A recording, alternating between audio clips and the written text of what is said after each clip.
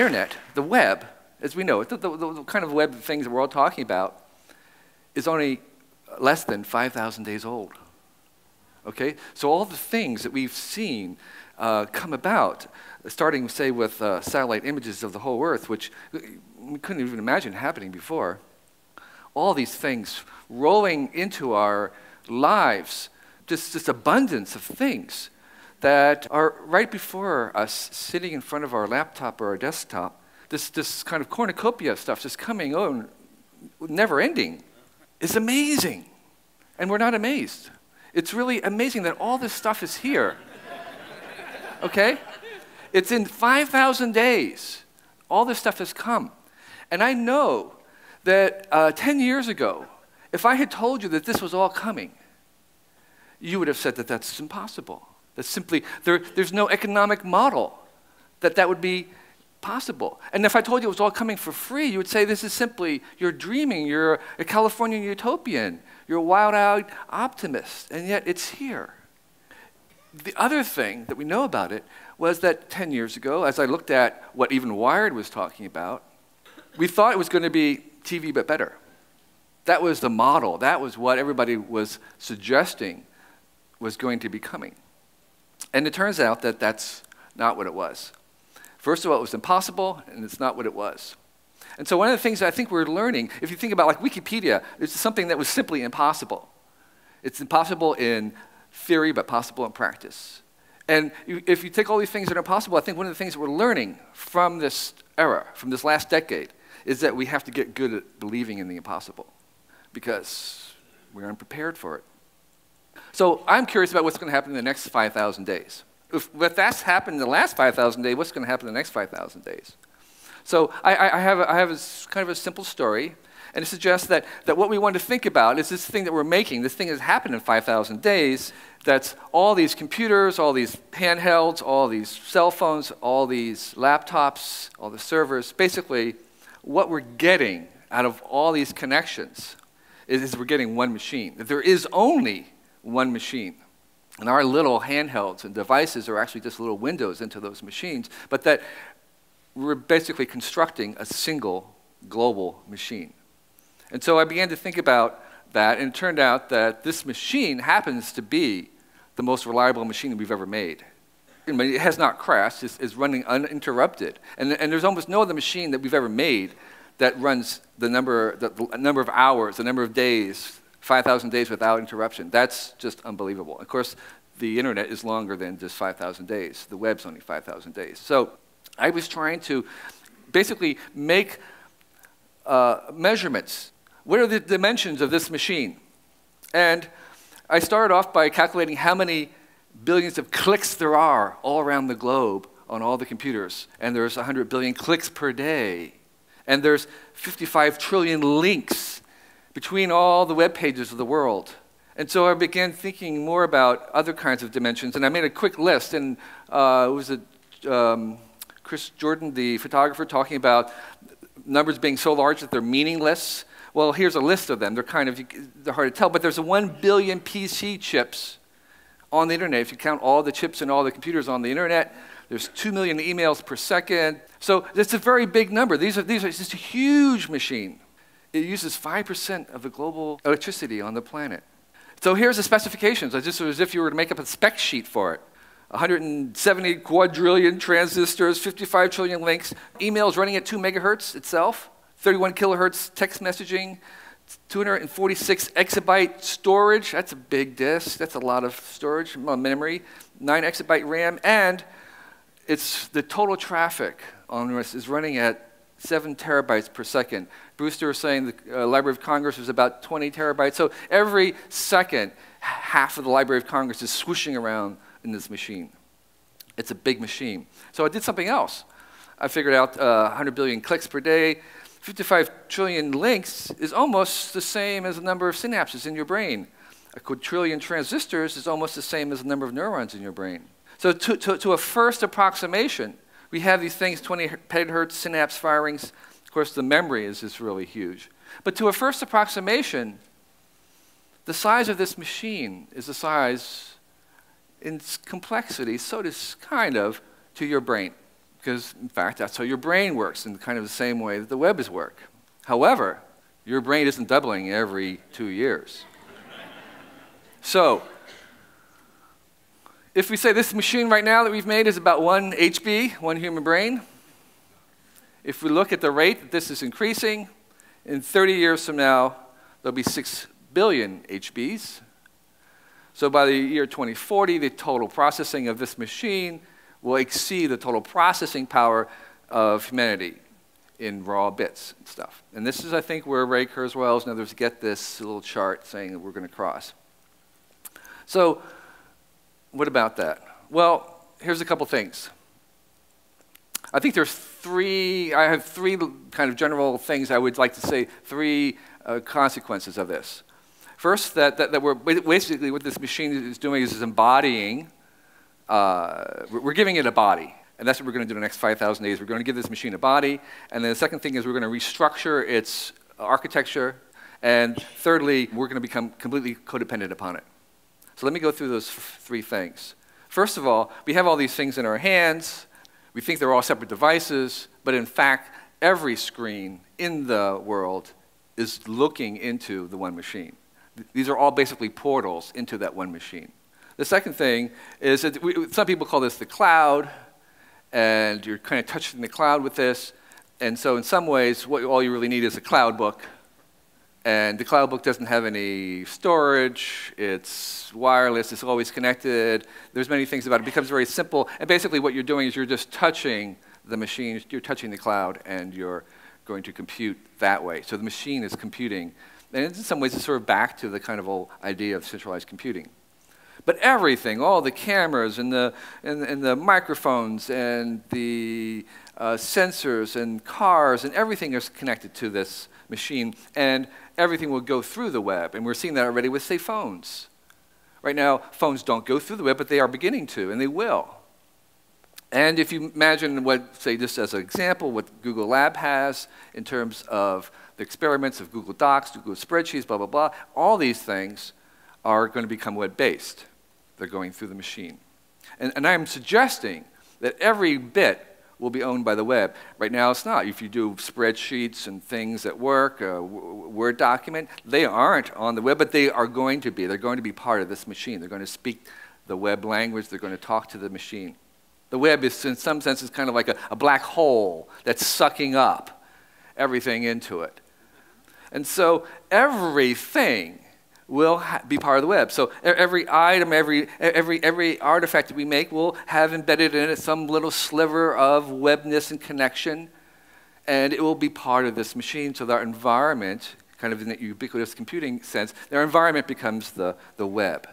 Everything is connected. Now, with RFDs and other things, whatever the technology is, it doesn't really matter. The point is that everything will have embedded in it some sense of connecting it to the machine. And so we have basically an Internet of Things. So you begin to think of a shoe as a chip with heels and a car as a chip with wheels. Because basically most of the cost of manufacturing cars is the embedded intelligence and electronics in it, not the materials. A lot of people think about the new economy as something that was going to be a disembodied, alternative virtual existence, and that they would have the old economy of atoms. But in fact, what the new economy really is the marriage of those two, where we embed the information and the digital nature of things into the material world. That's what we're looking forward to. That is where we're going. This union, this convergence of the atomic and the digital. And so one of the consequences of that, I believe, is that we have this sort of spectrum of media right now, TV, film, video, that basically becomes one media platform. And while there's many differences, that in some senses they will share more and more in common with each other.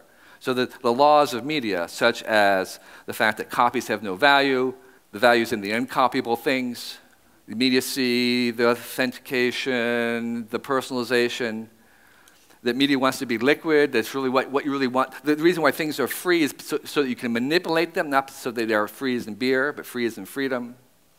And the network effects rule, meaning that the more you have, the more you get. The first fax machine, the person who bought the first fax machine was an idiot because there was nobody to fax to.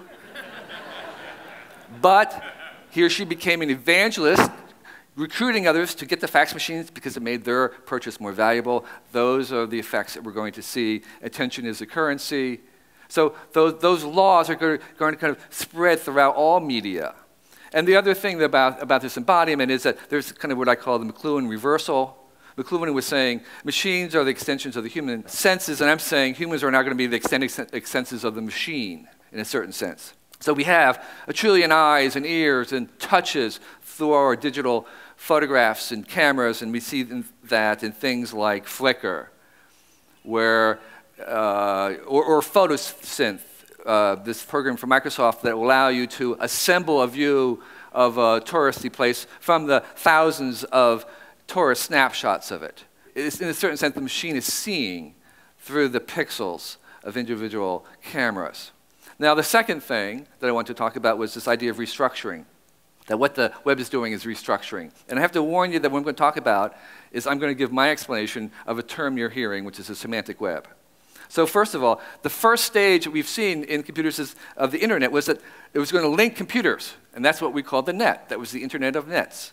And we saw that where you have all the computers of the world, and if you remember, it was a kind of a green screen with cursors, and there was not much to do. If you wanted to connect it, you connected from one computer to another computer. And what you had to do is, if you wanted to participate in this, you had to share packets of information. So you were forwarding on. You didn't have control. It wasn't like a telephone system where you had control of the line. You had to share packets. The second stage that we're in now is the idea of linking pages. So in the old one, if I wanted to go onto an airline web page, I went from my computer to an FTP site to another airline computer. Now we have pages. The unit has been resolved into pages. So one page links to another page. And if I want to go into book a flight, I go into the airline's flight page, the website of the airline, and I'm linking to that page. And what we're sharing were links. So you had to be kind of open with links. You couldn't deny, if someone wanted to link to you, you couldn't stop them. You had to participate in this idea of opening up your pages to be linked by anybody. So that's what we were doing. We're now entering to the third stage, which is what I'm talking about. And that is where we link the data. So I don't know what the name of this thing is. I'm calling it the one machine. But we're linking data. So we're going from machine to machine, to page, and now data to data. So the difference is that rather than linking from page to page, we're actually going to link from one idea on a page to another idea rather than to the other page. And so every idea is basically being supported, or every item, or every noun is being supported by the entire web. It's being resolved at the level of items or ideas or words, if you want. So this is physically coming out, again, into this idea that it's not just virtual, it's actually going out to things. So something will resolve down to the information about a particular person. So every person will have a unique ID, every item will have a something. They'll be very specific, and will link to a specific representation of that idea or item. So now, in this new one, when I would link to it, I would link to my particular flight, my particular seat. And so, give me an example of this thing. I live in Pacifica. Rather than right now, Pacifica is just sort of a name on the web somewhere. The web doesn't know that that is actually a town, and that's a specific town that I live in, but that's what we're going to be talking about. It's going to link directly to, it will know. The web will be able to read itself and know that that actually is a place, and that whenever they sees that word Pacifica, it knows that it actually has a place, longitude, certain population. So here are some of the technical terms, all three-letter things that you'll see a lot more of. All these things are about enabling this idea of linking to the data. So here I'll give you one kind of an example. There's a gabillion social sites on the web. Each time you go to there, you have to tell it again who you are and all your friends are. Why should you be doing that? You should just do that once, and it should know who all your friends are. So that's what you want, is all your friends are identified, and you should just carry these relationships around. All this data about you should just be conveyed, and you should do it once, and that's all that should happen. And you should have all the networks of all the relationships between those pieces of data. That's what we're moving into, where it sort of knows these things down to that level. Semantic web, Web 3.0, giant global graph. We're kind of trying out what we want to call this thing. But what it's doing is it's sharing data. So you have to be open to having your data shared, which is a much bigger step than just sharing your web page or your computer. And all these things that are going to be on this are not just pages. They are things. Everything we described, every artifact or place will be a specific representation, will have a specific character that can be linked to directly. So we have this database of things. And so there's actually a fourth thing that we have not get to, we won't see in the next 10 years or 5,000 days, but I think that's where we're going to, and that is the Internet of Things, where I'm linking directly to the particular things of my seat on the plane, that physical thing becomes part of the web. And so we are in the middle of this thing that's completely linked down to every object in the little sliver of connection that it has. So the last thing I want to talk about is this idea that we're going to be codependent. It's always going to be there, and the closer it is, the better. If you allow Google to, it will tell you your search history, and I found out by looking at it that I search most at 11 o'clock in the morning. So I am open, and I'm being transparent to that, and I think total personalization in this new world will require total transparency. That is going to be the price. If you want to have total personalization, you have to be totally transparent. Google, I can't remember my phone number, I'll just ask Google. We're kind of so dependent on this that I have now gotten to the point where I don't even try to remember things, I'll just Google it. It's easier to do that. And we kind of object at first saying, oh, that's awful, but if we think about the dependency that we have on this other technology called the alphabet and writing, we're totally dependent on it. It's transformed culture. We cannot imagine ourselves without the alphabet and writing. And so in the same way, we're going to not imagine ourselves without this other machine being there. And what is happening, what this is some kind of AI, but it's not the AI in conscious AI, it's as being an expert. And Larry Page told me that that's what they're trying to do, and that's what they're trying to do. But when 6 billion humans are Googling, who's searching who? It goes both ways. So we are the web. That's what this thing is. We are going to be the machine. So the next 5,000 days, it's not going to be the web and only better. It's just like it wasn't TV and only better. It's not going to, the next 5,000 days is not just going to be the web, but only better. It's going to be something different. And I think it's going to be smarter. They'll have an intelligence in there that's not, again, conscious, but it'll anticipate what we're doing in a good sense. Secondly, it's become much more personalized. It will know us, and that's good. And again, the price of that will be transparency. And thirdly, it's going to become more ubiquitous in terms of filling our entire environment, and that we will be in the middle of it. And all these devices will be portals into that. So the single idea that I wanted to leave with you is that we have to begin to think about this as not just the web only better, but a new kind of stage in this development. It looks more global. If you take this whole thing, it is a very big machine, very reliable machine, more reliable than its parts. But we could also think about it as kind of a large organism. And so we might respond to it more as if this was a whole system, more as if this wasn't a large organism that we are going to be interacting with. It's a one, and I don't know what else to call it than the one. We'll have a better word for it, but there's a unity of some sort that's starting to emerge. And again, I don't want to talk about consciousness. I want to talk about just as if it was like a little bacteria or a Volvox, which is what that organism is. So, to do, action, takeaway. So, here's what I would say. There's only one machine, and the web is its OS. All screens look into the one. No bits will live outside the web. To share is to gain. Let the one read it. It's going to be machine readable. You want to make something that the machine can read. And the one is us. We are in the one. I appreciate your time.